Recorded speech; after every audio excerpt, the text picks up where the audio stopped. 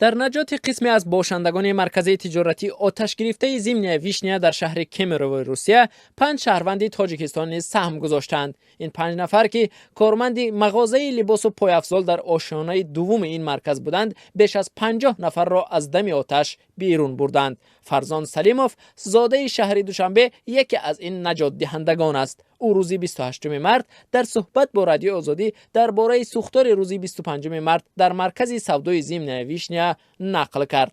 او گفت: شتاگی بودیم که همین حالت هوا برات در آن نگاه که اگر در این مردم از بالا دویده‌اند پژار گفته دو دویده‌اند. برای که مردم در حقیقت در بالا فراماده‌اند دویده‌اند.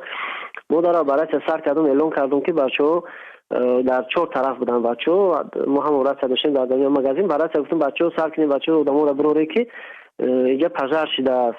در میان آدمان زیاده از آشیانه‌های بالا به پایان می‌دویدند و در برآمدگاه اساسی مرکز تلاطمی آدمان به وجود آمد. فرزان سلیموف میگوید زود کارمندان و مشتریان مغازه خودشان را به بیرون برآوردند و بعداً دیدند که در نزد اسکالاتور زنان و کودکان زیاده جمع آمده به بیرون برآمدن نمی‌توانند. وی گفت: ما که در اون حالتی بود دیگر یگون چیزی مغازین هم نگاه نکردیم، یگون مقصد در حالت سودا رفته بود وای هم نگاه نکردیم. ما هم هر چی تیسر چند تونیم همین آدمای ابروریمو مقصد تیسر همین آدمای ابروریمو خودمون باز برآمدیم. خاکی دیگر نشد خودمون برآمدیم. اما با این وجود فرزان میگوید تنها قرض انسانی خود را انجام داد و تا حد امکان بر رهایی یافتن آدمان از آتش کمک کرد. و میگوید شاید هر نفر دیگر هم در جای او میبود این کار را میکرد. هم صحبت ما که زاده شهر دوشنبه است گفت سال 2003 به روسیه رفته پس از ختم دانشگاه برای کار و زندگی این کشور را انتخاب کرد. حالا شهروندی روسیه را نیز گرفته با زن و 3 فرزندش در شهر کمیروو به سر میبرد. او در مغازه لباس و پایافزال که در آشیانه دوم مرکز سودای ضمن ویشنیا جایگیر بود همراه با 4 نفر تاجیک دیگر به تجارت مشغول بودند.